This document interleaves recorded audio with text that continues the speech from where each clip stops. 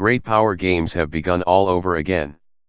With major powers like US, Russia and China digging in for dominance, a new era of geopolitical rivalries is taking shape. Great power competition is the pressing topic for the foreign policy community these days. The idea that the world is once again seeing sharp, undisguised rivalry between the major powers, the United States, China, and Russia, has been a staple of the administration of US President Donald Trump's recent national security strategy, national defense strategy, and nuclear posture review.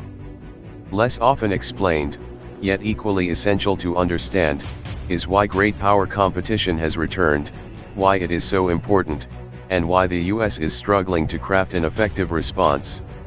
These issues are all the more urgent now that China's President, Xi Jinping, seems to be setting himself up to rule for life and gearing up for an intensified struggle with Washington at the same time. Great power rivalry is often viewed as something new. Yet, it only seems new because it is so old. Throughout recorded history, the strongest nations in the international system have clashed for influence, power, and dominance. Sometimes, those struggles have taken the form of Cold War, such as the US-Soviet competition. Sometimes they have resulted in hot wars, from the Peloponnesian War between Athens and Sparta to the world wars of the 20th century. But in a world where there is no supreme authority to ensure peace and resolve disputes, and where the penalties for failing to defend oneself adequately can be catastrophic, competition between powerful states is the norm. The years after the Cold War, then, were the exception. The Soviet collapse left the US without a major rival. Japan and the major nations of Western Europe were close allies, Russia and China were too weak to pose much of a challenge. The world was granted a holiday from the intense geopolitical struggles of earlier generations. Having reconstituted its military power, Russia has been reasserting its dominance along its Central Asian and Eastern European peripheries, challenging NATO and undermining the European Union, and projecting its military power deep into the Middle East, all in addition to seeking to weaken and divide the US through information warfare and other means. Riding an economic and military rise unprecedented in modern history, China has been seeking to re-establish its former mastery in the Asia-Pacific and perhaps eventually compete with the US on a global scale as well. All this is normal enough. It is the warp and woof of great power rivalry. Yet it has uniquely dangerous implications for the US and the international system it leads. As relations between the major powers become more rival-rouse, it becomes harder to achieve cooperation on matters that require multilateral action. Since 2011, for instance, US-Russian rivalry has continually frustrated international efforts to bring the Syrian civil war to an end. As Russia and China assert their influence, they are also increasingly contesting the global rules of road freedom of navigation in the South China Sea, the illegitimacy of altering borders by force that have underpinned international peace and prosperity for generations. Likewise, the return of great power rivalry raises the possibility that a hostile power may come to exert dominant influence in one of the key regions of the world, a nightmare of US strategists reaching back roughly a century.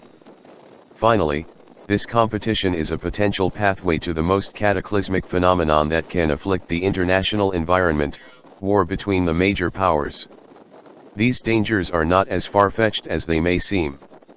In East Asia, China has used maritime coercion to sprint towards a position of dominance in the South China and East China Seas, while also shifting the regional military balance through a two-decade build-up meant to keep the US from projecting power into the Western Pacific.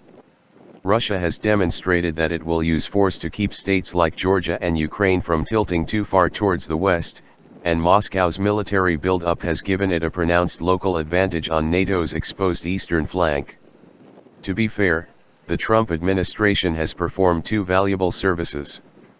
First, it has simply talked about the problem more candidly than its predecessor, which often went to extraordinary lengths to downplay growing great power tensions, first with Russia, and then with China.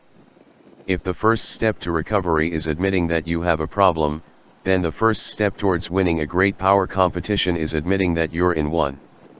Second, the Trump team deserves credit for increasing military spending to meet the sharpening challenges Russia and China pose.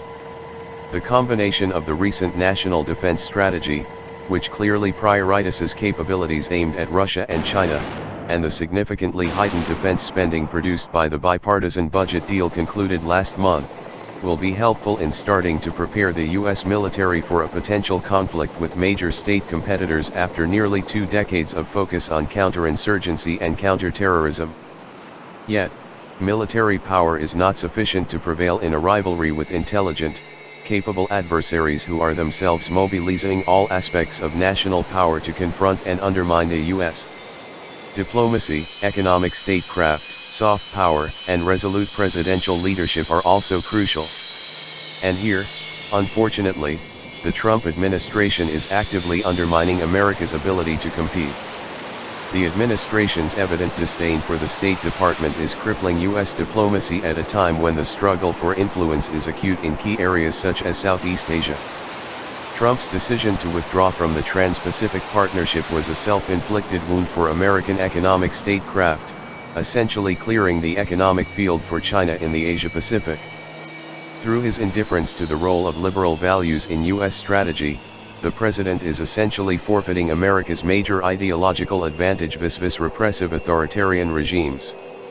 And through his ambivalence toward alliances, Trump risks eroding the cohesion of the institutions that constitute one of America's greatest sources of competitive geopolitical advantage. Finally, even as Trump's advisors have rightly identified great power competition as the nation's foremost strategic priority, a president who has repeatedly praised Russian President Vladimir Putin and fawned over Xi just doesn't seem to have much appetite for the challenge. If the US is gearing up for geopolitical competition, it is thus doing so without the leadership of its president. That certainly bodes ill for America's ability to win the great power struggles in which it is now unmistakably engaged.